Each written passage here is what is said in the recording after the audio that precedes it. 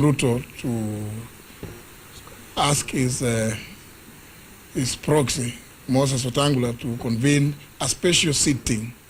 We are cognizant of the fact that the House is still sitting, but we are saying that this is the right time, if indeed William Ruto has any interest at all about the welfare of the people of Kenya, because we know the revenue and expenditure estimates, what we call the budget estimates, will be tabled before the House of Parliament not later than 30th of this month.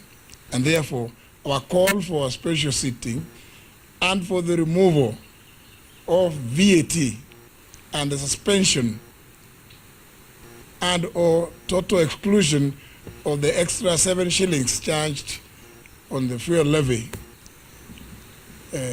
should be at this time and be considered during this special sitting because the ramifications of this historic and abnormal increase in the cost of fuel effected last night are enormous, and the implications will spread to all sectors of our national economy and affect the socio-economic fabric of this country.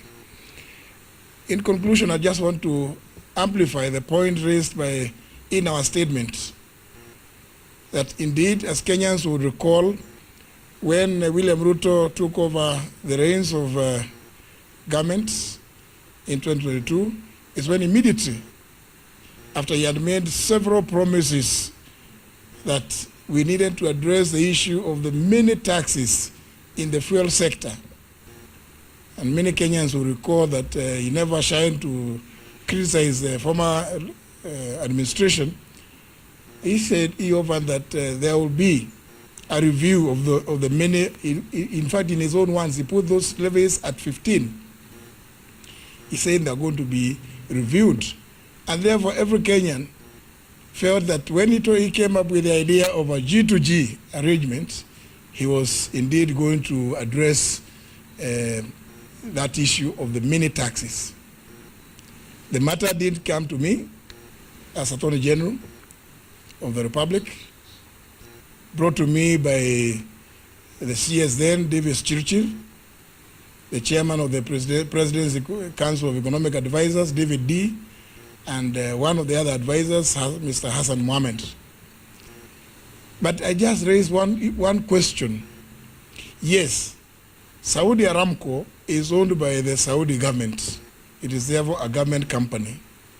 ADNOC is owned by the Abu Dhabi government.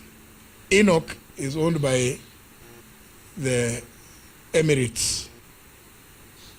So indeed, it's just an acronym. So I raise the issue. If it's going to be a government to government, what is the government on the Kenyan side? And of course, the excuses were used that, there was a pressure on the Kenyan shilling because the oil marketing companies were demanding not less than 500 million shillings every month to import fuel into the country. And that now the arrangement was that Kenya was going to be given a 6 months window before paying for the fuel that will have been delivered. But surprisingly, the government of Kenya chose not to use the government-owned National Oil Corporation, NOC, or the Kenya Pipeline Company, KPC, to represent government on the Kenyan side so that the equation makes sense when you talk about G2G. Instead, the government of Kenya purported to advise the oil importing companies, the IOCs, the 3 from the Middle East, to nominate locally companies that government purported to have interest in. And those companies, the 3 that was nominated, are the ones led by Gulf Energy, in which William Ruto controls more than 3/4 of its shares. Indeed, as Kenyans would know, this Gulf Energy is the company that bought out the British consortium that was dealing with the Turkana oil. And therefore, it is no wonder that we have never seen a reduction in the fuel prices, because William Ruto is right in the middle.